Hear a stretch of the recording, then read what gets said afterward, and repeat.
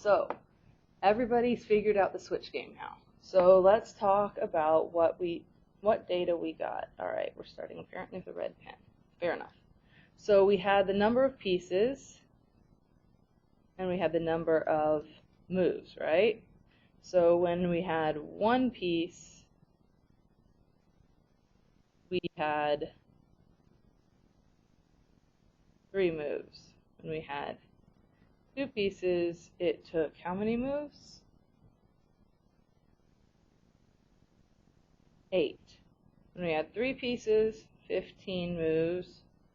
4 pieces was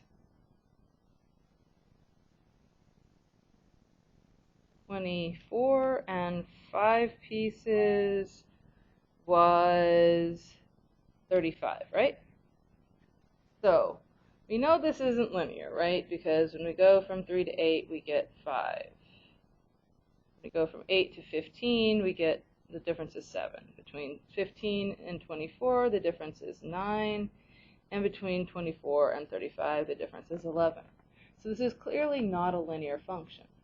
The way we're going to figure this out is we're going to take 3 equations and 3 unknowns. So I'm going to posit that this is, surprise, surprise, a quadratic function. Standard form for a quadratic function is ax squared plus bx plus c.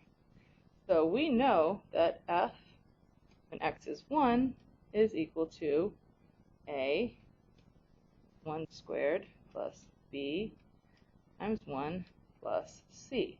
We also know this equals 3, right? Because we have figured it out.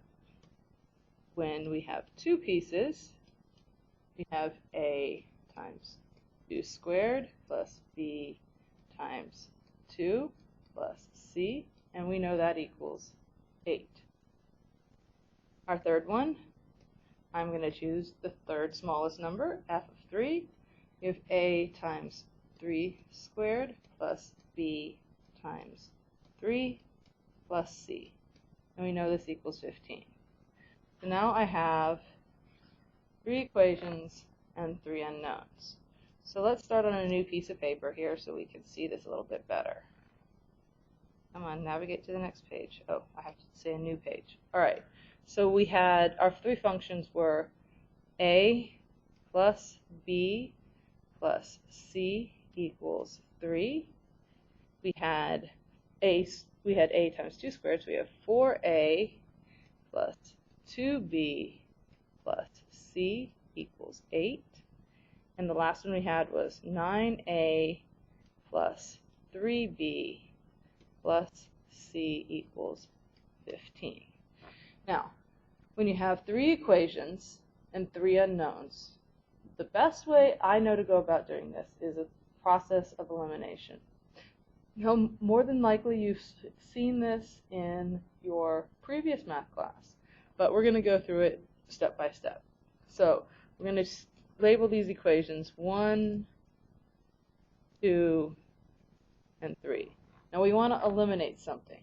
First thing I see we can eliminate is c. I think that's probably the easiest thing to do. So if we say equation 1 minus equation 2, we say a plus b plus c equals 3 minus 2a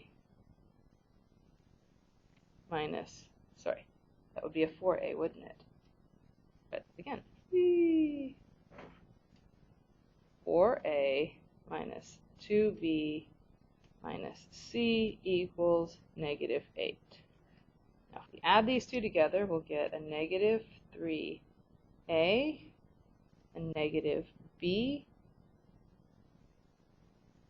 a 0, and a negative 5.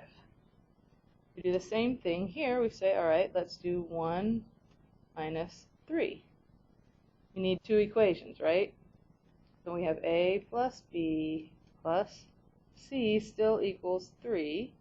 Now we have a negative 9a minus 3b minus c equals negative 15.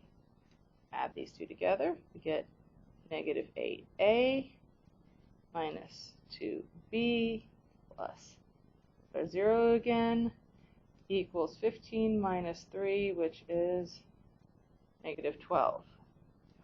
Now let's call these two guys our secondary equations. Now we've got negative 3a minus b and negative 8a minus 2b. So the best thing I can see to do here is we want to say a plus, oops, excuse me, we want to do a minus here, right? So we've got to have a different sign. Minus 2 times b. What that will give us is negative 8a minus 2b equals negative 12. Now we're going to multiply all of these numbers by negative 2. So we have negative 2 times negative 3, that gives me 6a. Negative 2 times negative b gives me plus 2b. And negative 2 times negative 5 gives me 10. So now I have one equation and one unknown. Negative 2a equals negative 2. So a must equal 1. All right, we know a equals 1. Let's put a equals 1 into equation b. We say negative 3 times 1 plus b equals negative 5. So if we add 3 to both sides of this equation, oh, wait, that should be a negative b, right? I knew the answer, so I knew I was going off the tracks slightly there, right? So we get negative b equals negative 2, so b must equal 2. Now if we put a equals 1 and b equals 2 into our original first equation, we get 1 plus 2 plus c equals 3, right? This is our original equation, number 1. So therefore, c must equal 0. Whew. After all of that, we can now map our data to a function.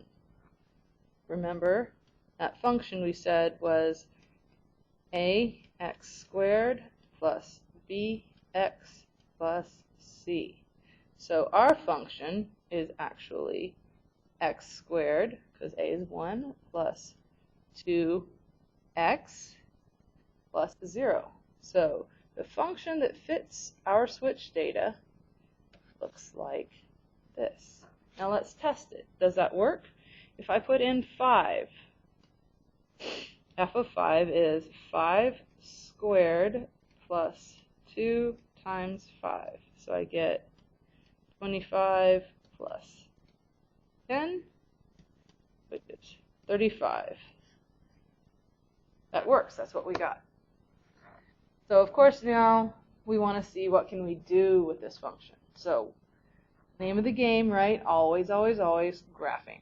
So we need there are two things we need to know to graph. Come on, graph a quadratic.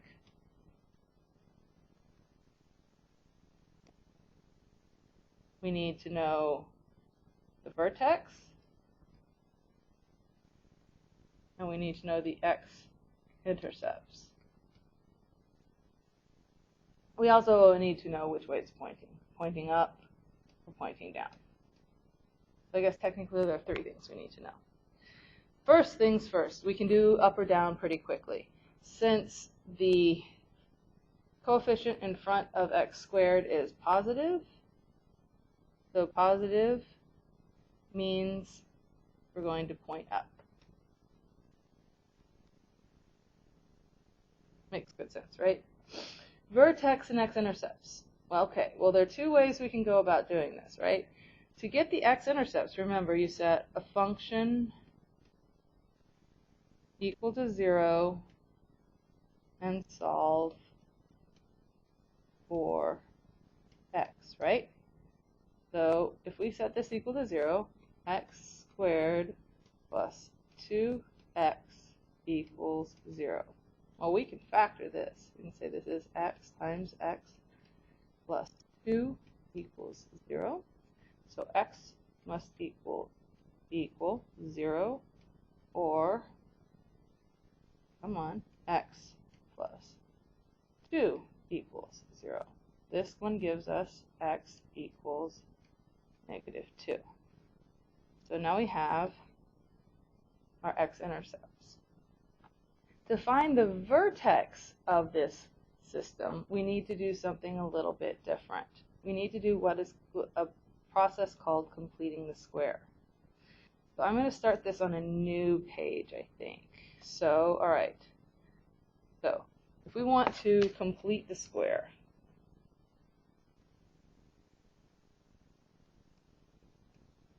complete the square. I'm going to start out with our function, f of x equals x squared plus 2x.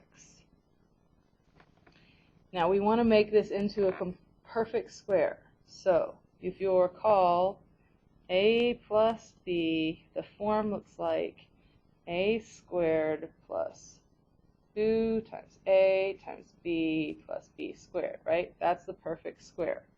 So to make this one look like that, we're going to take our value here. We're going to say, take this number. We're going to divide it by 2. And we're going to square it so that we get this piece right here, right? We need to add that piece in. So we're going to rewrite our function as x squared plus 2x plus 1, but we have to not change our function, so we need to subtract it back off again. So now I have x squared plus 2x plus 1 minus 1. Well, this is my perfect square, x plus 1 squared minus 1. This is your vertex form.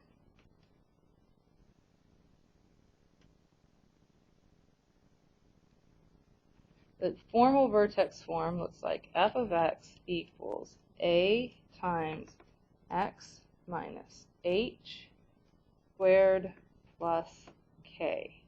And this is where your vertex is at the point h comma k. So our function now, if we want to graph it, looks something like this. 1, 2, 1, 2, 1, 2, 1, 1, 2. All right, so we know that our vertex is at -1, -1, -1, -1, because remember, this is x minus h, so that means this has to be a -1. And we know that from the previous page that our intercepts are at 0, 0, and -2, 0. So our function looks something like this. Beautiful, huh? So you're going to get an opportunity to practice completing the square with a lot of different options. But I just wanted to give you guys a full story on the switch game. I hope this helps.